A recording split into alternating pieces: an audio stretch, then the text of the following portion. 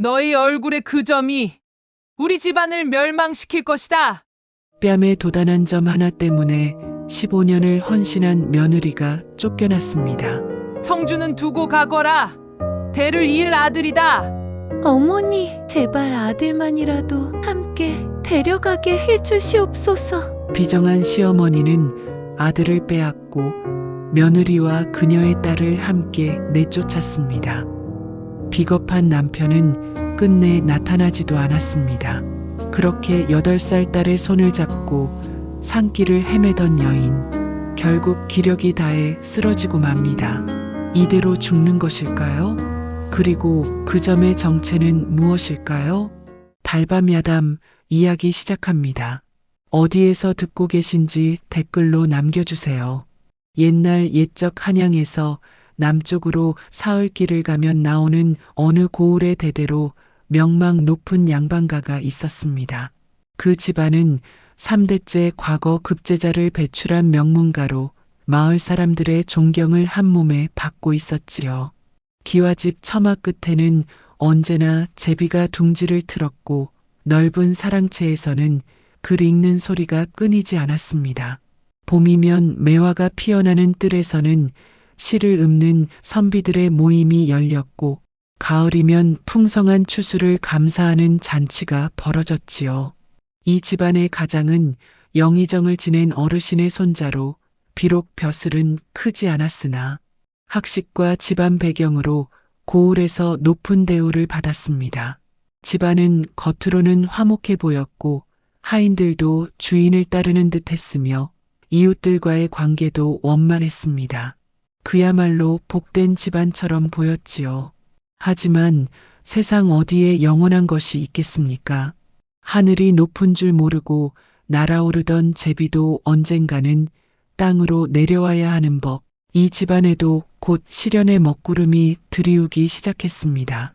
아니, 시련이 아니라 그동안 감춰져 있던 진실이 드러나는 순간이 다가오고 있었던 것이지요. 이 집안의 며느리인 숙희 마님은 한양 명문가의 딸로 시집온 분이었습니다. 16세 이 집으로 시집와 어느덧 30이 넘은 나이가 되었지만 여전히 고운 자태를 지니고 있었지요. 숙희 마님은 단순히 얼굴만 고운 것이 아니었습니다. 시부모를 정성으로 모시고 집안 살림을 알뜰히 꾸려나갔으며 하인들에게도 인자하게 대했습니다. 마을 부녀자들이 그녀를 찾아와 상담을 청하면 언제나 따뜻한 말로 위로해 주었고 어려운 이웃이 있으면 몰래 쌀과 옷을 보내주곤 했지요. 숙희에게는 2자녀가 있었습니다. 12살 된 아들 성주는 영특하여 벌써부터 사서삼경을 줄줄 외웠고 8살 된 딸 옥주는 어머니를 꼭 닮아 얼굴이 옥같이 고왔습니다. 숙희는 매일 아침 시어머니께 문안을 드리고 아이들의 글공부를 살피며 저녁이면 남편의 의관을 손수정돈해 주는 것이 하루 일과였습니다. 그렇게 15년을 한결같이 살아왔지요. 누가 봐도 모범적인 며느리요, 헌신적인 아내요, 자애로운 어미였습니다. 하지만 숙희는 알지 못했습니다. 자신이 그토록 정성을 다해 섬긴 사람들이 얼마나 냉정한 마음을 품고 있는지를 말이지요. 세상에는 진심을 진심으로 받아들이지 않는 사람들이 있다는 것을 숙희는 곧 뼈저리게 깨닫게 될 터였습니다. 숙희의 남편인 이 도령은 겉으로는 온화한 성품의 선비였습니다. 하지만 속을 들여다보면 체면과 집안의 명예만을 중시하는 비열한 사람이었지요. 아내를 아낀다고 말하면서도 정작 중요한 순간에는 언제나 어머니 편을 들었습니다. 대부인은 엄격하고 격식을 중시하는 분이었습니다. 며느리 숙희가 아무리 잘해도 좀처럼 칭찬하는 법이 없었고 작은 실수라도 있으면 호되게 꾸짖곤 했습니다. 하지만 숙희는 한 번도 대꾸하지 않고 순순히 따랐지요. 시아버지인 영감께서는 대부분의 일을 아내에게 맡기고 사랑채에서 글을 읽고 제자들을 가르치는 데에만 몰두하셨습니다. 집안일에는 거의 관여하지 않으셨지요. 편안함만을 추구하는 분이었습니다. 시누이는 일찍 다른 고을로 시집을 갔고 시동생은 한양에서 벼슬살이를 하고 있어 집에는 대부인과 영감 그리고 이 도령 내외와 아이들만 살고 있었습니다. 하인들은 모두 숙희를 따랐습니다. 마님이 인자하고 공평했기 때문이지요. 하지만 대부인의 눈치를 보느라 겉으로는 함부로 마님 편을 들지 못했습니다. 이것이 바로 이 집안의 진짜 모습이었습니다. 화려한 겉모습 뒤에 숨겨진 차갑고 계산적인 민남 말이지요. 그의 봄 숙희의 오른쪽 뺨에 작은 점 하나가 돋아났습니다. 처음에는 벌레에 물린 자국인 줄 알았지요. 하지만 며칠이 지나도 사라지지 않고 오히려 점점 더 진해졌습니다. 숙희는 크게 신경 쓰지 않았습니다. 나이가 들면 몸에 점이 생기는 것은 흔한 일이었으니까요. 그저 아침마다 거울을 보며 손으로 살짝 가리는 정도였지요. 하지만 대부인의 눈에는 그 점이 예사롭지 않게 보였습니다. 어느 날 아침 문안을 드리러 온 며느리를 보고 대부인은 얼굴을 찌푸렸습니다. 며느리, 내 뺨에 그 점은 무엇이냐? 점이 하나 돋았사옵니다. 어머님, 점이라니. 그것이 보통 점으로 보이더냐? 대부인은 며느리를 가까이 오라고 손짓했습니다. 숙희가 다가가자 대부인은 점이 있는 뺨을 자세히 들여다보았지요. 그리고는 눈살을 더욱 찌푸렸습니다. 이상하구나. 이런 점은 처음 보는구나. 그 점은 보통 점과는 달랐습니다. 색깔이 검은 듯 붉은 듯 했고 가만히 보고 있으면 무언가 움직이는 것처럼 느껴졌지요. 대부인은 불길한 예감이 들었습니다. 며느리, 당분간 사람들 앞에 얼굴을 내밀지 말거라. 그 점이 영 거슬리는구나. 숙희는 고개를 숙였습니다. 시어머니의 말씀에 따르는 것이 며느리의 도리였으니까요. 그날부터 숙희는 외출을 삼가고 손님이 오면 방에 들어가 있었습니다. 이 도령도 아내의 점을 보고는 못마땅한 표정을 지었습니다. 어찌 갑자기 그런 점이 생겼소? 보기에 좋지 않구려. 남편의 차가운 말에 숙희는 가슴이 아팠습니다. 하지만 내색하지 않고 미안하다는 말만 되풀이했지요. 점이 생긴 것이 마치 자신의 잘못인 양말입니다. 대부인은 며느리의 점이 마음에 걸려 밤에도 잠을 이루지 못했습니다. 그 점을 보고 있으면 왠지 모를 불안감이 엄습했지요. 마침내 대부인은 결심을 굳혔습니다. 영감, 무당을 불러야겠어요. 무당을 왜 부른단 말이오? 며느리 뺨에 그 점 말이에요. 예사롭지가 않아요.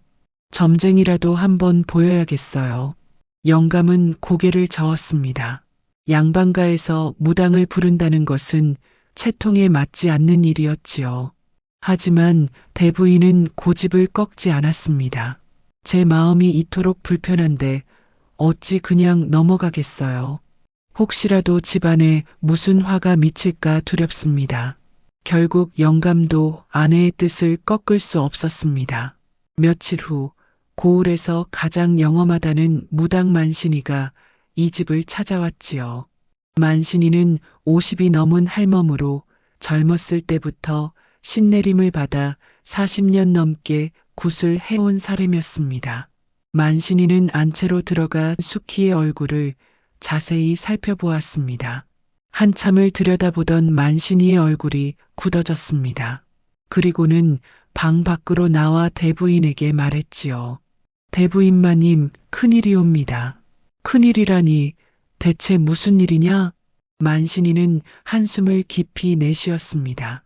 저 점은 흉점이옵니다. 집안을 망하게 할 점이지요. 그 말에 대부인의 얼굴이 하얗게 질렸습니다. 옆에서 듣고 있던 이 도령도 놀라는 척 입을 벌렸지요. 집안을 망한다니 그것이 무슨 말이냐? 저 점을 가진 사람이 이 집에 머물면 3년 안에 집안이 풍비박산 날 것이옵니다. 재물은 다 날아가고 사람은 병들고 끝내는 데가 끊어질 것이옵니다. 만신이는 목소리를 낮추어 대부인에게 속삭였습니다. 하오나 방법이 하나 있사옵니다. 저 점을 가진 사람을 이 집에서 내보내면 되옵니다. 그러면 액은 따라 나가게 되어 있사옵니다. 대부인은 입술을 깨물었습니다. 이 도령은 슬쩍 고개를 끄덕이며 어머니를 바라보았지요. 두 사람의 눈빛이 마주쳤습니다. 그 순간 숙희의 운명은 결정되었습니다. 그날 밤 대부인은 남편과 아들을 불러 모았습니다.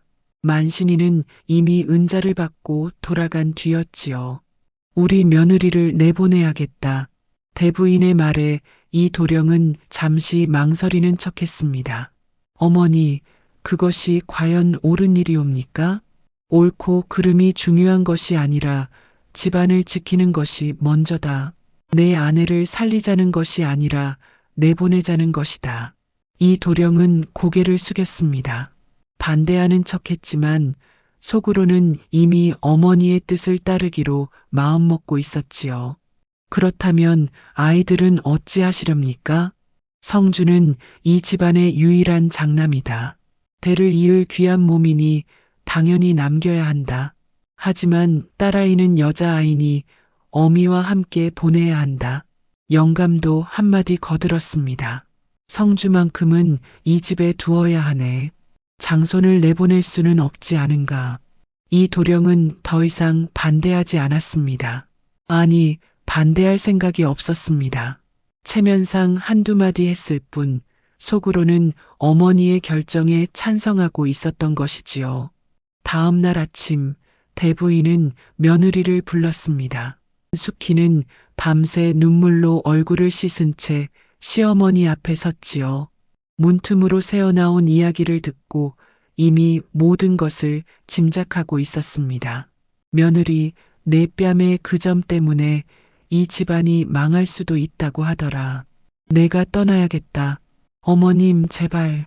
성주는 이 집에 두고 가거라. 유일한 장남이요. 대를 이을 아이다. 하지만 딸 옥주는 데리고 가야 한다. 어머님, 성주도 함께 데려가게 해주시옵소서. 어미가 어찌 자식과 떨어져 살 수 있겠사옵니까? 안 된다. 성주는 이 집안의 미래다. 내가 데려갈 수 없다. 숙희는 남편을 바라보았습니다. 도와달라는 눈빛이었지요. 하지만 이 도령은 고개를 돌렸습니다. 숙희, 이것도 내 팔자다. 순순히 받아들여라. 어머니 뜻을 거역할 수는 없지 않은가. 숙희는 그제야 깨달았습니다. 남편이 자신을 사랑한 적이 없었다는 것을, 그저 체면과 집안만 중요하게 여기는 비겁한 사람이었다는 것을 말이지요. 그날 오후 숙희는 딸 옥주의 손을 잡고 대문을 나섰습니다. 보따리 하나에 옷가지 몇 벌과 은자 조금이 전부였지요. 대부인이 내준 것이었습니다. 어머니, 우리 어디로 가요? 오빠는 왜 안 가요? 8살 옥주는 무슨 일인지 정확히 알지 못했지만 무언가 잘못되었다는 것은 느낄 수 있었습니다. 숙희는 대답할 수가 없었지요. 아들 성주는 대청마루에 서서 어머니와 누이 동생이 떠나는 모습을 바라보았습니다. 눈물이 볼을 타고 흘러내렸지만 할머니가 팔을 꽉 잡고 있어 뛰쳐나갈 수도 없었지요. 어머니, 누이 동생, 가지 마세요. 성주의 울음소리가 집안을 울렸습니다. 하지만 숙희는 뒤를 돌아보지 않았습니다. 돌아보면 주저앉고 말 것 같았으니까요. 이 도령은 사랑채 창문 뒤에 서서 아내와 딸이 떠나는 모습을 지켜보았습니다. 그의 얼굴에는 아무런 감정도 없었지요. 아니, 오히려 안도하는 표정이었습니다. 골칫거리가 사라졌다는 듯이 말입니다. 잘 가시오, 숙희. 이것이 우리의 운명이었소. 그는 중얼거리고는 창문을 닫았습니다. 그리고 다시는 그 일을 떠올리지 않으려 했지요. 숙희는 딸의 손을 꼭 잡고 걸었습니다. 한 걸음 한 걸음 내디딜 때마다 가슴이 찢어지는 것 같았지요. 15년을 살았던 집, 아들을 두고 온 집, 이제는 돌아갈 수 없는 집. 마을 사람들이 수군거렸습니다. 저것 봐라. 양반댁 마님이 쫓겨나는구나. 얼굴에 흉점이 돋았다더군. 집안을 망칠 점이라고. 아이고, 저 어린 것은 또 무슨 죄로 어미를 따라 쫓겨나는 거요? 남편은 아내를 지키지도 못하고 말이요. 양반이라는 것들이 참. 숙희는 귀를 막고 싶었습니다. 하지만 그럴 수도 없었지요. 그저 딸의 손을 더욱 꽉 잡고 걸음을 재촉할 뿐이었습니다. 해가 저물어 갔습니다. 숙희는 친정 쪽으로 발걸음을 옮겼습니다. 한양까지는 며칠이 걸리는 먼 길이었지만 갈 곳이라고는 친정밖에 없었으니까요. 산길을 걷던 숙희는 결국 쓰러지고 말았습니다. 몸에 힘이 쭉 빠지면서 그 자리에 주저앉았지요. 밤새 눈물을 흘리고 하루 종일 아무것도 먹지 못했으니 기력이 있을 리 없었습니다. 어머니, 어머니. 옥주가 어머니를 흔들었지만 숙희는 일어나지 못했습니다. 그저 딸을 끌어안고 눈물만 흘릴 뿐이었지요. 옥주야, 미안하구나. 어미가 잘못했구나. 어머니, 일어나세요. 조금만 더 가요. 하지만 숙희는 더 이상 걸을 수가 없었습니다. 다리에 힘이 들어가지 않았고 눈앞이 아득했지요. 이대로 여기서 죽는 것일까 그런 생각이 들었습니다. 바로 그때였습니다. 저 멀리서 누군가 나무를 지게에 지고 오는 모습이 보였지요. 숙희는 마지막 힘을 다해 소리쳤습니다. 저기요. 사람 살려요. 그 사람은 걸음을 멈추고 이쪽을 바라보았습니다. 그리고는 지게를 내려놓고 달려왔지요. 아이고, 이게 무슨 일이요? 그는 30 중반쯤 되어 보이는 나무꾼이었습니다. 얼굴은 거무스름했고 체격은 건장했지만 어딘가 어수룩해 보이는 인상이었지요. 마을 사람들은 그를 바보 칠복이라고 불렀습니다.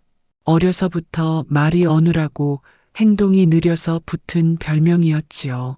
하지만 마음씨만큼은 하늘 아래 둘도 없이 착했습니다. 칠복이는 숙희를 살펴보았습니다.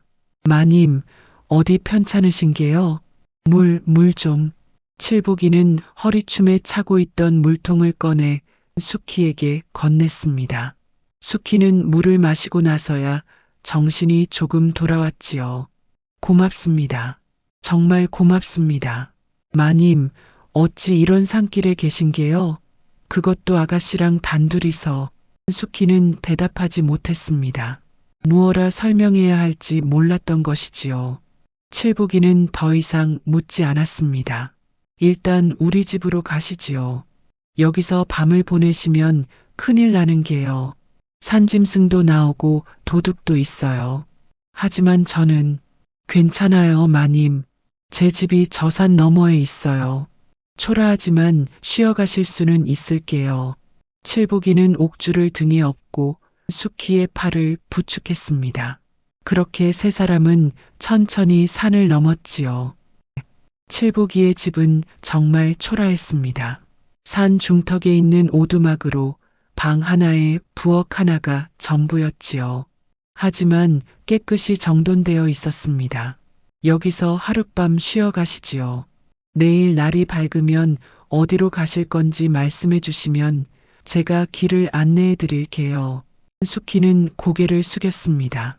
평생 남의 신세를 진 적이 없던 양반집 마님이 이제는 이름도 모르는 나무꾼의 도움을 받아야 하는 처지가 되었지요. 은혜를 어찌 갚아야 할지 모르겠습니다. 은혜라뇨. 사람이 사람을 돕는 게 당연한 거 아니겠어요? 칠복이는 순박하게 웃었습니다. 숙희는 그 웃음을 보며 가슴이 따뜻해지는 것을 느꼈지요.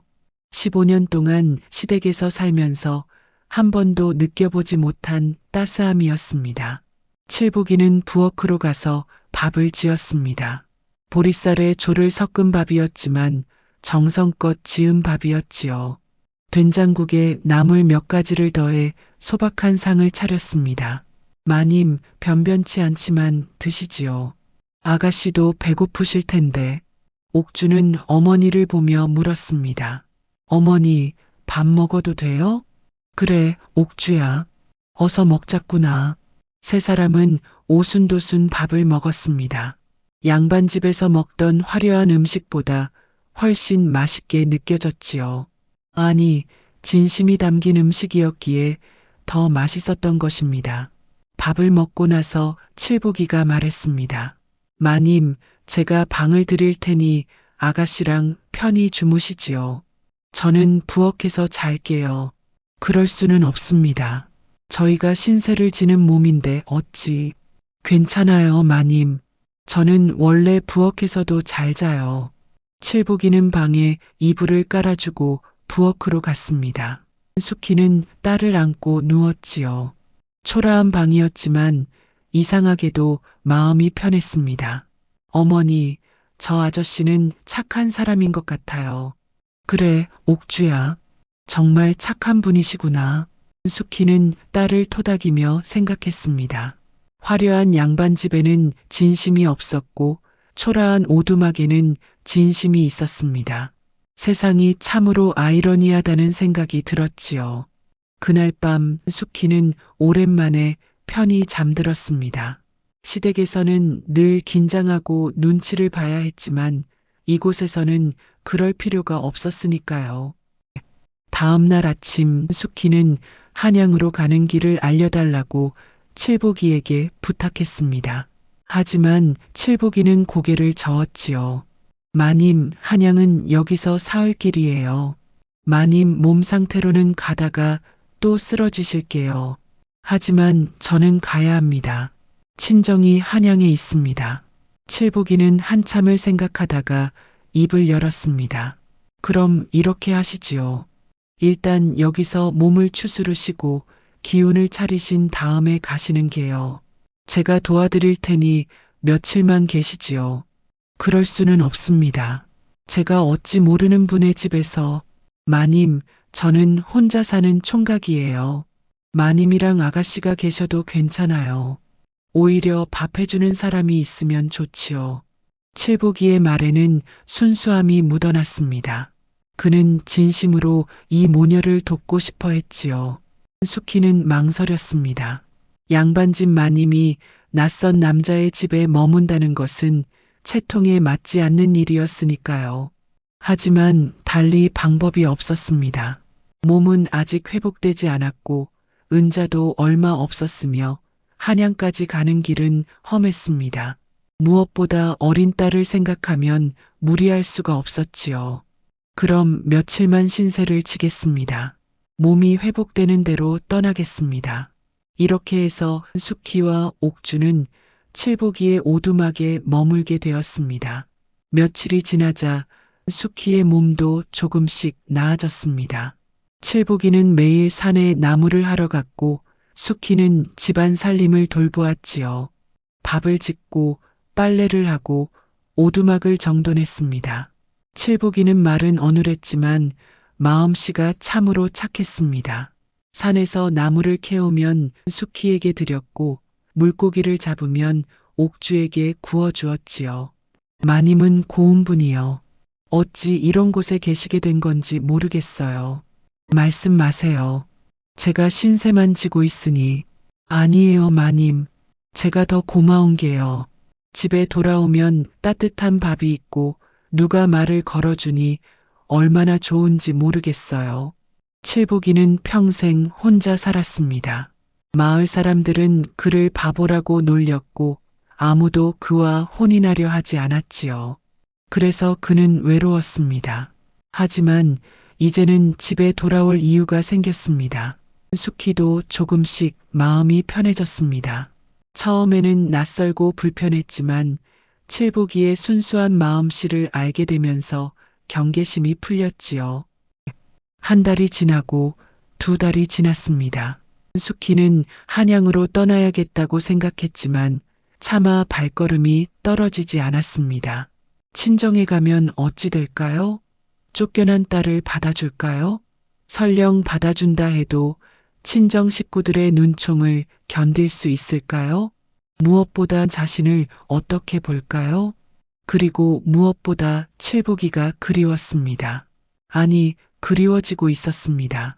칠복이는 말은 어눌했지만 그 어떤 양반보다 진심으로 자신을 대해 주었으니까요. 칠복이도 수키를 바라보는 눈빛이 달라지고 있었습니다. 처음에는 단순히 돕고 싶다는 마음이었지만 이제는 그녀가 떠나는 것을 상상할 수 없게 되었지요. 어느 날 저녁 칠복이가 산에서 돌아왔습니다. 손에는 산나물과 버섯이 가득했지요. 마님, 오늘은 맛있는 버섯을 구했어요. 어머, 이렇게 많이요? 수고하셨어요. 두 사람은 함께 저녁을 준비했습니다. 옥주는 밖에서 놀고 있었지요. 좁은 부엌에서 나란히 앉아 나무를 다듬는데 칠복이의 손이 있는 손에 살짝 닿았습니다. 아, 죄송해요, 마님. 칠복이는 얼굴을 붉히며 손을 거두었습니다. 하지만 수키는 이상하게도 그 손길이 싫지 않았지요. 저녁을 먹고 나서 칠복이가 조심스럽게 입을 열었습니다. 마님, 제가 감히 말씀드려도 될까요? 무슨 말씀이신데요? 마님, 그냥 여기 계시면 안 될까요? 한양 가시지 마시고. 수키는 가슴이 철렁했습니다. 칠복이의 마음을 모르는 바는 아니었지만 이렇게 직접적으로 말할 줄은 몰랐던 것이지요. 칠복이 씨, 마님, 저는 바보라서 말을 잘 못해요. 하지만 제 마음만큼은 진심이에요. 마님과 아가씨를 평생 지키고 싶어요. 칠복이의 눈에는 눈물이 맺혀 있었습니다. 그는 평생 처음으로 누군가를 진심으로 사랑하게 된 것이지요. 수키도 눈물을 흘렸습니다. 자신은 쫓겨난 몸이었습니다. 아직 남편이 살아있고 아들도 시댁에 있었지요. 하지만 그들은 자신을 지키지 못했습니다. 아니, 지키려 하지 않았습니다. 반면 칠복이는 아무것도 가진 것이 없었지만 자신과 딸을 진심으로 대해 주었습니다. 칠복이 씨, 저는 이미 혼이 난 몸이에요. 알아요, 마님. 하지만 마님을 쫓아낸 사람들이 무슨 자격으로 마님의 서방이고 시댁이에요? 마님을 버린 사람들에게 마님이 무엇을 지켜야 한다는 거예요? 칠복이의 말에 수키는 아무 대답도 할 수 없었습니다. 그의 말이 틀리지 않았으니까요. 그 무렵 수키를 쫓아낸 양반집에서는 이상한 일들이 벌어지기 시작했습니다. 먼저 대부인이 병에 걸렸습니다. 어느 날 갑자기 열이 나기 시작하더니 며칠째 자리에서 일어나지 못했지요. 의원을 불렀지만 원인을 알 수 없었습니다. 대부인마님, 약을 드셔보시지요. 쓰디 쓴 약이 목구멍으로 넘어가지를 않는구나. 대부인은 신음했습니다. 며느리를 쫓아낸 것이 잘못이었던 걸까? 그런 생각이 스쳤지만 곧 고개를 저었지요. 만신이의 말이 맞았다면 며느리가 떠났으니 이제 집안이 평안해져야 하는데 왜 이런 일이 벌어지는 것일까요? 대부인이 병든 지 열흘쯤 지났을 때 이번에는 영감께서 사고를 당하셨습니다. 사랑채 마루에서 발을 헛디뎌 넘어지신 것이지요. 다행히 크게 다치지는 않았지만 허리를 다쳐서 한동안 꼼짝도 할 수 없게 되었습니다. 아이고, 이게 무슨 일이람. 한 집에 어른 두 분이 다 자리에 누우시다니. 하인들이 수군거렸습니다. 하지만 불길한 일은 거기서 끝나지 않았지요. 어느 날 밤 갑자기 불이 났습니다. 곳간에서 불이 나 삽시간에 번졌지요. 다행히 사람들이 달려가 불을 껐지만 곳간에 쌓아둔 곡식의 절반이 타버렸습니다. 이게 대체 어찌된 일이냐? 이 도령은 머리를 쥐어뜯었습니다. 어머니는 병들고 아버지는 다치고 이제는 재산까지 날아가고 있었습니다. 마을 사람들은 수군거리기 시작했습니다. 저 집 마님을 쫓아낸 뒤로 계속 안 좋은 일만 생기는구먼. 그러게 말이여. 마님이 남긴 액 때문이 아닐까? 아니면 그 아들 때문일 수도 있지. 어미를 빼앗긴 아이가 어찌 복을 가져오겠어? 그것도 그렇지. 마님 핏줄이니 그 아이도 액을 달고 있을 거 아니요? 소문은 점점 퍼져나갔습니다. 처음에는 마님 때문이라더니 이제는 그 아들 때문이라는 말까지 나오기 시작했지요. 대부인은 병상에 누워 이 소문을 들었습니다. 그리고는 식은땀을 흘렸습니다. 만약 손자까지 내보내야 한다면 어쩌란 말입니까? 하지만 집안에 계속 불길한 일이 생긴다면 이 도령도 밤마다 고민했습니다. 하지만 그가 고민한 것은 아내와 아들이 아니었습니다. 오직 지방과 재산뿐이었지요. 그는 결국 어머니에게 말했습니다. 어머니, 성주도 내보내는 것이 좋을 것 같습니다. 내 아들을 내보내겠다는 거냐? 집안을 지키는 것이 먼저입니다. 사람들이 성주 때문에 액이 계속된다고 하니 어쩔 수 없지 않습니까? 비열한 남자였습니다. 결국 한 달 뒤 대부인은 결심을 굳혔습니다. 병석에서 아들을 불렀지요. 성주를 내보내야겠다. 어머니께서 현명한 결정을 하셨습니다. 이 도령은 조금의 망설임도 없이 대답했습니다. 자신의 아들을 내치는 것에 대한 죄책감조차 없었지요. 다음 날 12살 성주는 집에서 쫓겨났습니다. 보따리 하나와 은자 조금을 손에 쥐고 대문을 나섰지요. 할머니, 저는 어디로 가야 하나요? 그것은 나도 모른다. 내 어미를 찾아가든지 아니면 내 힘으로 살아가든지 해라. 내가 이 집에 있으면 우리 모두가 망한다. 성주는 눈물을 흘렸습니다. 아버지는 사랑채 창문 뒤에서 지켜볼 뿐 나오지도 않았지요. 할아버지는 허리를 다쳐 움직일 수도 없었습니다. 성주는 고개를 돌려 집을 바라보았습니다. 태어나서 자란 집, 이제는 돌아갈 수 없는 집. 그는 주먹을 불끈 쥐었습니다. 저는 꼭 어머니를 찾겠습니다. 그리고 언젠가 당당한 사람이 되어 돌아오겠습니다. 성주는 발걸음을 옮겼습니다. 어머니가 떠났던 그 길을 따라 걸었지요. 어머니와 누이 동생이 어디로 갔는지는 몰랐지만 어딘가에서 만날 수 있을 거라 믿었습니다. 며칠을 걷고 또 걸었습니다. 때로는 마을에서 걸식을 하기도 했고 때로는 숲에서 열매를 따먹기도 했지요. 12살 아이가 혼자 살아가기에는 세상이 너무 가혹했습니다. 어느 날 저녁 성주는 산길을 걷다가 멀리서 불빛을 보았습니다. 오두막에서 새어나오는 불빛이었지요. 성주는 그 불빛을 향해 걸어갔습니다. 오두막 안에서는 웃음소리가 들렸습니다. 성주는 문틈으로 안을 들여다보았지요. 그리고는 눈을 크게 떴습니다. 어머니? 안에는 어머니 수키와 누이 동생 옥주가 있었습니다. 그리고 낯선 남자 한 명이 함께 밥을 먹고 있었지요. 성주는 문을 두드렸습니다. 어머니, 저예요, 성주예요. 문이 열리고 수키가 나왔습니다. 아들을 보는 순간 그녀는 그 자리에 주저앉았지요. 성주야, 성주. 어머니. 모자는 서로를 끌어안고 울었습니다. 옥주도 달려와 오빠를 껴안았지요. 칠복이는 한 발 물러서서 이 광경을 지켜보았습니다. 수키는 아들을 오두막 안으로 데리고 들어갔습니다. 성주는 시댁에서 일어난 모든 일을 어머니에게 말했지요. 할머니께서 병이 드시고 할아버지께서 다치시고 불까지 났다고요? 그래서 저까지 쫓아내셨다고요? 그래, 성주야. 어미 때문에 내가 고생을 하는구나. 아니에요, 어머니. 어머니 잘못이 아니에요. 잘못은 우리를 버린 그 사람들이에요.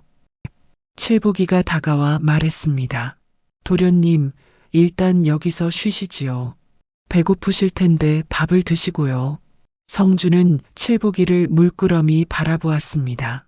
어머니 곁에 있는 이 남자는 누구일까요? 하지만 묻지 않았습니다. 지금은 그것이 중요한 게 아니었으니까요. 그날 밤 네 사람은 함께 저녁을 먹었습니다.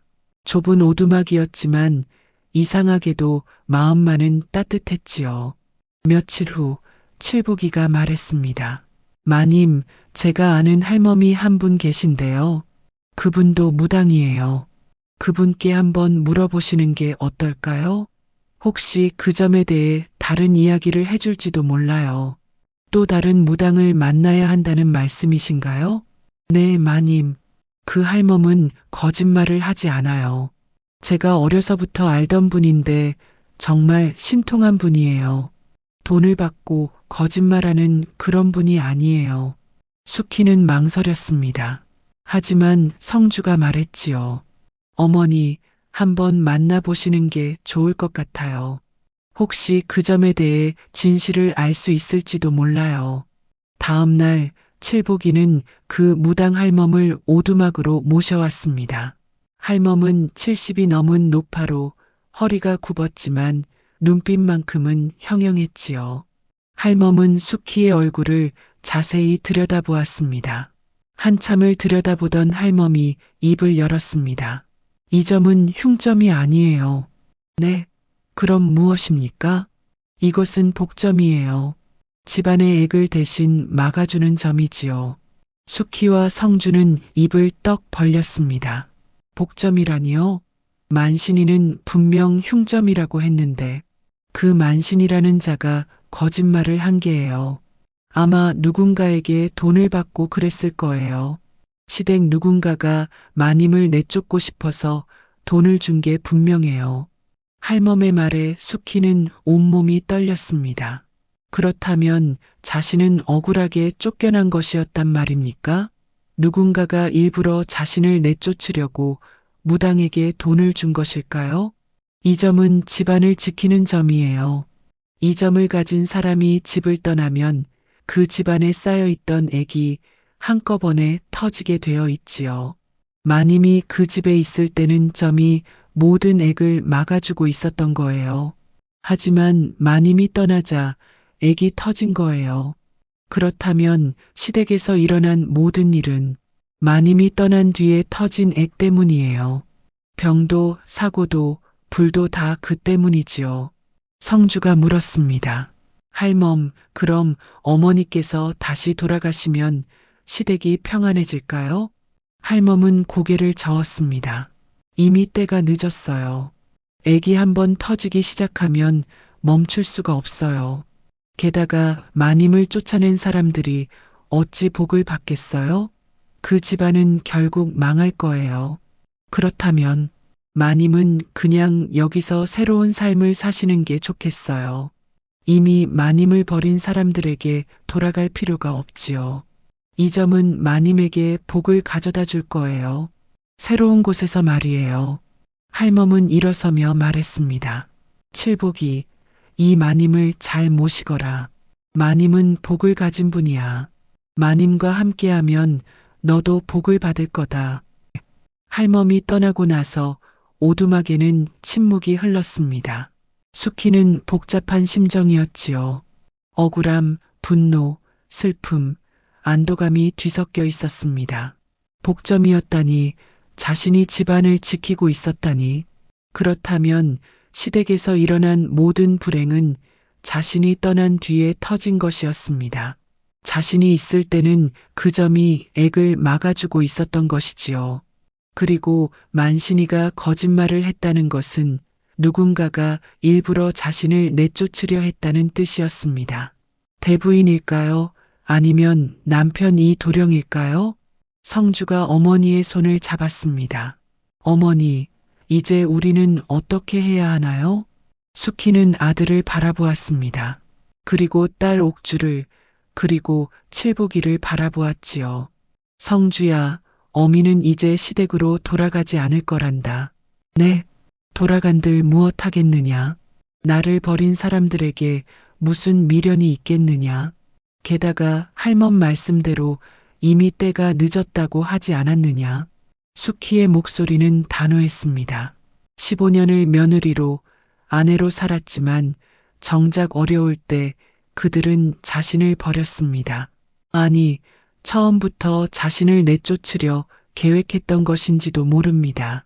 반면 아무것도 가진 것 없는 칠복이는 자신과 딸을 진심으로 대해 주었지요. 어미는 이제 여기서 새로운 삶을 살 것이다. 칠복이 씨와 함께 성주는 놀란 표정으로 어머니를 바라보았습니다. 하지만 곧 고개를 끄덕였지요. 어머니의 눈빛에서 결연한 의지를 읽었으니까요. 어머니께서 행복하시다면 저도 좋습니다. 아버지는 우리를 버렸습니다. 그분은 이제 제 아버지가 아닙니다. 칠복이는 감격해서 눈물을 흘렸습니다. 평생 바보 취급을 받으며 살았던 그였지만 이제는 진정한 가족을 얻게 된 것이지요. 마님, 아니, 이제는 제 아내라고 불러도 될까요? 수키는 미소를 지었습니다. 처음으로 마음에서 우러나오는 미소였지요. 그러시지요, 서방님. 그날 밤, 네 사람은 오래도록 이야기를 나누었습니다. 앞으로 어떻게 살아갈 것인지, 어떻게 생계를 꾸려갈 것인지를 말이지요. 성주는 말했습니다. 저는 나무하는 법을 배우겠습니다. 칠복이 아저씨처럼 나무꾼이 되어 가족을 돕겠습니다. 칠복이는 성주의 머리를 쓰다듬었습니다. 도련님, 아니 성주야. 이제부터는 그냥 성주라고 부르마. 내가 있어서 든든하구나. 옥주도 말했습니다. 저는 어머니를 도와 집안일을 하겠어요. 밭도 일구고 나물도 캐겠어요.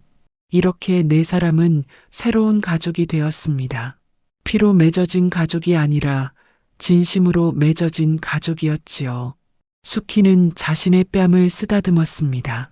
한때는 흉점이라 여겨졌던 이 점이 사실은 복점이었다니. 이 점 덕분에 비록 쫓겨나긴 했지만 오히려 진정한 행복을 찾았습니다. 계절이 바뀌어 가을이 왔습니다. 수키와 칠복이는 정식으로 혼례를 올렸지요. 마을 사람들을 불러 작은 잔치를 열었습니다. 처음에는 수군거리는 사람들도 있었습니다. 양반집 마님이 천한 나무꾼과 혼인하다니 말이 되느냐고 했지요. 하지만 수키는 개의치 않았습니다. 신분이 무엇이 중요하겠어요? 진심이 중요한 것이지요. 칠복이는 수키를 위해 열심히 일했습니다. 날마다 산에 나무를 하러 갔고 성주와 함께 장작을 팔아 돈을 벌었지요. 비록 많은 돈은 아니었지만 가족이 먹고 사는 데는 충분했습니다. 수키는 집안 살림을 알뜰히 꾸려나갔습니다. 옥주와 함께 밭을 일구어 채소를 키웠고 산에서 나무를 캐어 말려두었지요. 가난했지만 행복했습니다. 성주는 낮에는 칠복이를 따라 산에 갔고 저녁에는 혼자 글 공부를 했습니다. 언젠가는 과거에 급제하여 어머니를 당당한 양반 부인으로 만들어드리겠다는 꿈을 가지고 있었지요. 어느 날 수키가 칠복이에게 말했습니다. 서방님, 제게 아이가 생긴 것 같아요. 칠복이는 기쁨에 겨워 수키를 끌어안았습니다. 정말이요? 정말 우리 아이가? 네, 서방님. 곧 아버지가 되실 거예요. 이 소식을 듣고 성주와 옥주도 기뻐했습니다. 새로운 가족이 태어날 것이었지요. 칠복이는 더욱 열심히 일했습니다. 아내와 아이들을 위해 그리고 곧 태어날 아기를 위해 더 많은 돈을 벌어야 했으니까요. 수키는 배가 불러오는 것을 느끼며 행복해했습니다. 시댁에 있을 때는 늘 긴장하고 눈치를 봐야 했지만 지금은 달랐습니다. 누구의 눈치도 볼 필요가 없었고 그저 가족과 함께 웃으며 살 수 있었지요. 어느 날 저녁, 네 식구가 둘러앉아 저녁을 먹고 있었습니다. 소박한 저녁이었지만 웃음소리가 끊이지 않았지요. 어머니, 아기가 태어나면 이름을 뭐라고 지을까요? 옥주가 물었습니다. 수키는 배를 쓰다듬으며 말했습니다. 아들이면 복돌이, 딸이면 복순이라고 하자꾸나. 복돌이요? 복순이요? 그래, 복을 가져다 줄 아이니까 말이다. 이 점이 복점이듯 이 아이도 우리에게 복을 가져다 줄 거란다. 칠복이가 웃으며 말했습니다. 좋은 이름이에요. 우리 아이는 분명 복동이가 될 거예요. 성주도 미소를 지었습니다. 처음에는 어머니가 다른 남자와 혼인한다는 것이 낯설었지만 이제는 칠복이를 진정한 아버지처럼 여기게 되었지요. 칠복이 아버지, 제가 더 열심히 일해서 가족을 도울게요. 곧 동생이 태어날 텐데 제가 형으로서 잘 돌봐야지요. 성주야, 내가 있어서 든든하구나. 고맙다. 그렇게 네 식구는 오순도순 살아가고 있었습니다. 한편 수키를 쫓아낸 양반집에서는 불행이 계속되고 있었습니다. 대부인은 결국 병을 이기지 못하고 세상을 떠났습니다. 영감도 허리를 다친 뒤로 거동을 못하다가 결국 돌아가셨지요. 이 도령은 하루아침에 부모를 모두 잃었습니다. 게다가 집안의 재산은 계속 줄어들었습니다. 이상하게도 무슨 일을 해도 잘 풀리지 않았지요. 곡식을 심으면 가뭄이 들었고 장사를 하면 손해를 봤습니다. 하인들은 하나 둘 떠나갔고 집은 점점 황폐해져 갔지요. 이 도령은 날마다 술로 세월을 보냈습니다. 하지만 술로도 죄책감을 지울 수는 없었습니다. 아니, 죄책감이 아니라 자신의 어리석음에 대한 후회였지요. 결국 3년이 채 되기도 전에 그 양반집은 완전히 몰락했습니다. 빚을 갚지 못해 집은 남의 손에 넘어갔고 이 도령은 쫓겨나 객지로 떠났지요. 만신이의 예언은 적중했습니다. 하지만 그것은 수키 때문이 아니라 수키를 쫓아낸 것 때문이었습니다. 집안을 지키던 복점을 스스로 내쫓은 것이지요. 이 도령은 떠돌다가 어느 날 우연히 산골 마을에 들렀습니다. 남루한 옷의 수염은 덥수룩했고 거지나 다름없는 모습이었지요. 그곳에서 나무를 하는 사람들을 보았습니다. 저기 이 근처에 나무꾼이 사는 오두막이 있다던데 어디인지 아시오? 아, 저 산 너머에 있소. 칠복이네 집 말씀이시오? 요즘 그 집이 참 복이 많아요. 마님이 오신 뒤로 집안이 술술 풀린다니까요. 이 도령은 무심코 그곳으로 발걸음을 옮겼습니다. 특별한 이유는 없었습니다. 그저 발길이 가는 대로였지요. 산을 넘어 오두막에 도착했을 때 이 도령은 그 자리에 얼어붙었습니다. 마당에서 빨래를 널고 있는 여자가 보였는데 그것은 다름 아닌 수키였던 것이지요. 배가 불러 있었습니다. 수키? 수키도 고개를 돌렸습니다. 남편의 모습을 보고 그녀도 얼어붙었지요. 하지만 곧 표정을 굳혔습니다. 서방님, 수키 나요.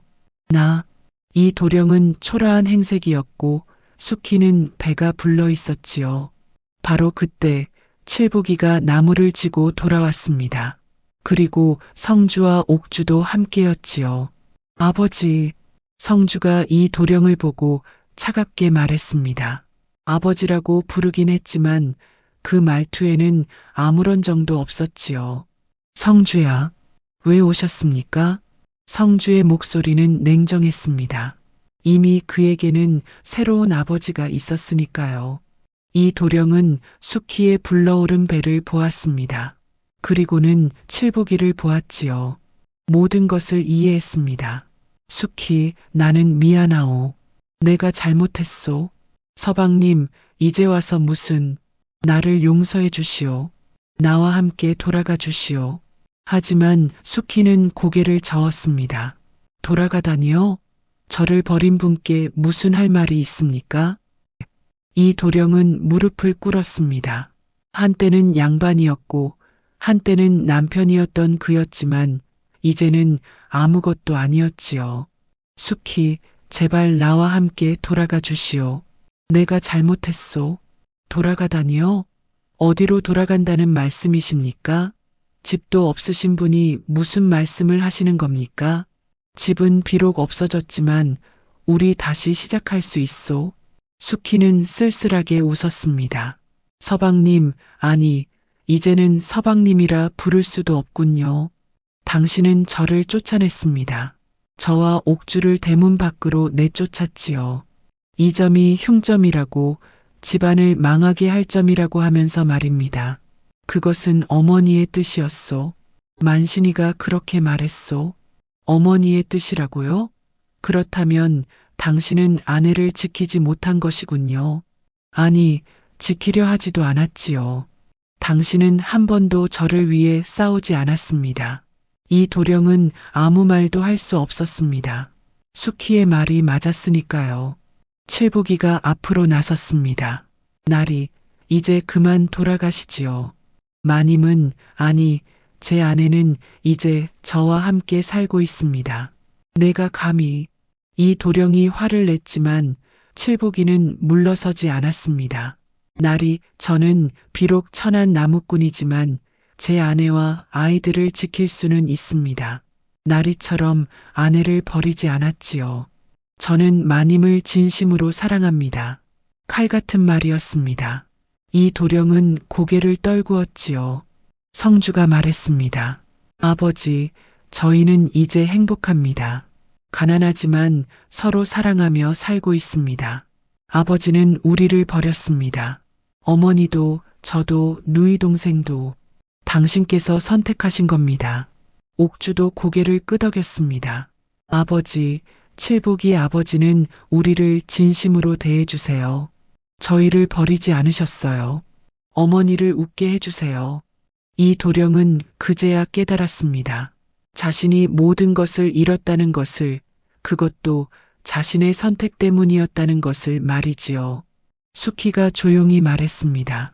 당신께서 그날 저를 지켜주셨다면 우리는 여전히 함께 있었을 것입니다. 하지만 당신은 어머니의 뜻에 따르셨지요. 아니, 어쩌면 당신 스스로 저를 내쫓고 싶었던 것인지도 모릅니다. 그것이 당신의 선택이었습니다. 수키, 이제 가세요. 우리는 서로 다른 길을 걷고 있습니다. 당신은 당신의 길을 가시고 저는 제 길을 가겠습니다. 이 도령은 일어섰습니다. 마지막으로 수키를 바라보았지요. 그녀의 뺨에는 여전히 그 점이 있었습니다. 한때는 흉점이라 여겼던 그 점이 사실은 복점이었다는 것을 이제야 알게 되었습니다. 수키, 당신이 행복하기를 바라오. 미안하오. 정말 미안하오. 이 도령은 돌아섰습니다. 그리고는 산을 내려갔지요. 뒤돌아보지 않았습니다. 뒤돌아볼 자격이 없었으니까요. 수키는 그의 뒷모습을 지켜보았습니다. 한때는 사랑했던 남자, 하지만 이제는 남이 되어버린 남자. 그녀의 눈에서 눈물이 흘러내렸습니다. 슬픔의 눈물이 아니라 해방의 눈물이었지요. 칠복이가 수키의 손을 잡았습니다. 괜찮아요, 아내. 이제 우리가 있잖아요. 수키는 고개를 끄덕였습니다. 그리고 칠복이를 바라보며 미소를 지었지요. 네, 서방님. 우리가 있습니다. 그로부터 석 달 뒤 수키는 건강한 아들을 낳았습니다. 칠복이는 기쁨에 겨워 마을을 돌아다니며 자랑을 했지요. 우리 아들이 태어났어요. 복돌이가 태어났어요. 마을 사람들은 칠복이를 축하해 주었습니다. 처음에는 수군거렸던 사람들도 이제는 이 가족을 따뜻하게 바라보았지요. 칠복이가 복을 타고났구먼. 좋은 아내를 만나고 착한 아이들도 생기고 그러게 말이요. 비록 가난하지만 저렇게 행복해 보이는 집도 드물지. 그 마님 뺨에 있는 점이 복점이라더군. 그 점 덕분에 집안이 잘 된다고 하던데. 수키는 갓난아기를 품에 안고 행복해했습니다. 시댁에서 성주와 옥주를 낳았을 때와는 다른 기쁨이었지요. 그때는 대를 이을 아들을 낳았다는 안도감이었지만 지금은 사랑하는 사람의 아이를 낳았다는 기쁨이었습니다. 서방님, 복돌이가 서방님을 꼭 닮았어요. 정말이요? 내가 봐도 나를 닮은 것 같소. 칠복이는 아들을 안고 방방 뛰었습니다. 평생 가족이 없던 그였기에 이 기쁨이 더욱 컸지요. 성주는 이제 15이 되었습니다. 나무꾼 일을 배워 칠보기를 도왔고 틈틈이 글 공부도 계속했지요. 언젠가는 과거에 급제하겠다는 꿈을 포기하지 않았습니다. 옥주는 11살이 되어 어머니를 많이 닮았습니다. 얼굴도 곱고 마음씨도 착했지요. 동생 복돌이를 극진히 돌보았습니다. 한편 이 도령은 상골을 떠난 뒤 떠돌이 거지가 되었습니다. 이 마을 저 마을을 돌아다니며 구걸하며 살았지요. 한때는 양반이었던 그였지만 이제는 아무도 그를 알아보지 못했습니다. 추운 겨울날 이 도령은 어느 마을 주막 앞에서 쓰러졌습니다. 굶주림과 추위를 이기지 못한 것이지요. 지나가던 사람들이 그를 발견했지만 아무도 거들떠보지 않았습니다. 저 거지 좀 보시오. 불쌍하긴 하지만 어쩔 수 없지. 겨울이 되면 늘 이런 사람들이 생기지 뭐. 이 도령은 그렇게 쓸쓸히 숨을 거두었습니다. 마지막 순간 그의 머릿속에는 수키의 모습이 떠올랐지요. 행복하게 웃고 있던 그녀의 모습이. 수키 미안하오. 성주야, 옥주야 미안하다. 그것이 그의 마지막 말이었습니다. 며칠 후 그 소식이 산골 마을에도 전해졌습니다. 수키는 그 소식을 듣고 가슴이 아팠습니다. 한때는 남편이었던 사람, 성주의 아버지였던 사람이 그렇게 되었다니. 어머니, 슬퍼하지 마세요. 성주가 어머니를 위로했습니다. 저 사람은 스스로 그 길을 선택한 것입니다.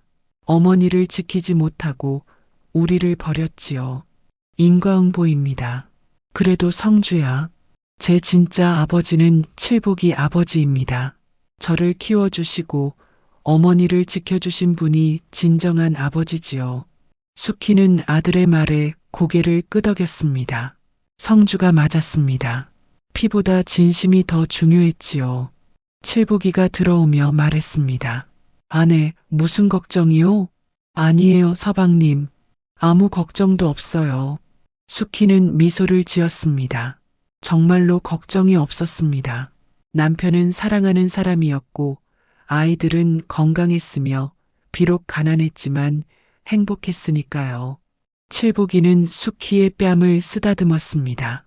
그 점은 여전히 그 자리에 있었지요. 아내, 이 점은 정말 복점이었소. 당신이 우리 집에 온 뒤로 우리 집안에 복이 가득하오. 수키는 칠복이의 손을 잡았습니다.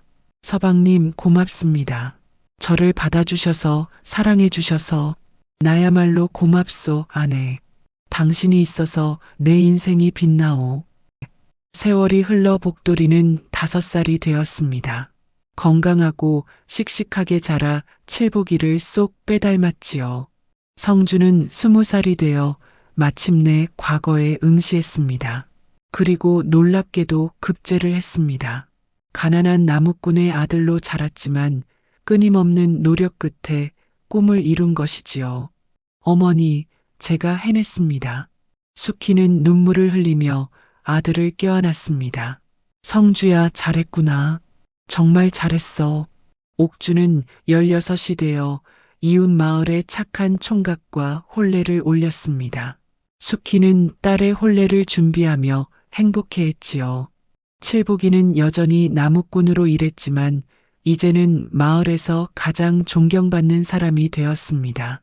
가족을 위해 열심히 일하는 그의 모습에 마을 사람들은 감동했지요.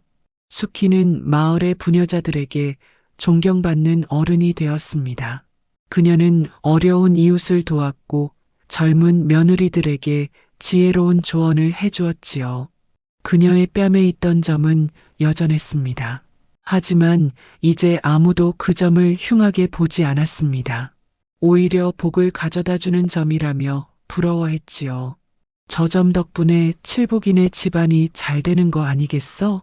그러게 말이요. 복점이라더니 정말 복을 가져다 주는구먼.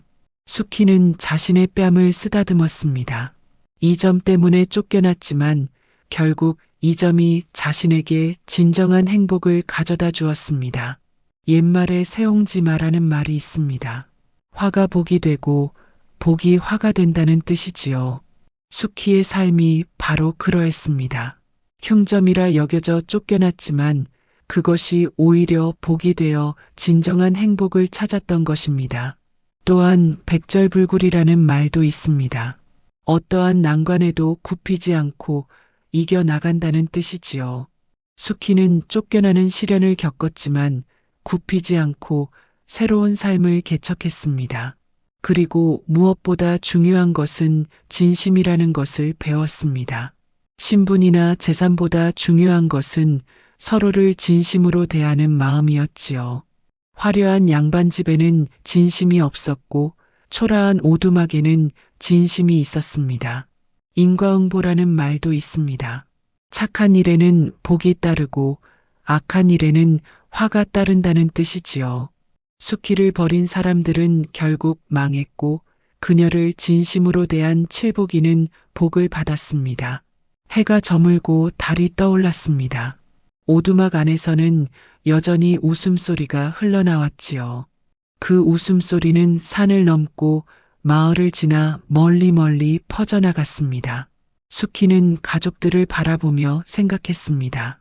진정한 행복은 화려함에 있지 않고 진심에 있다는 것을, 그리고 자신의 뺨에 있는 이 점이야말로 자신에게 가장 큰 복이었다는 것을 말이지요. 달밤야담 이야기 마칩니다. 구독과 좋아요를 눌러주세요. 감사합니다.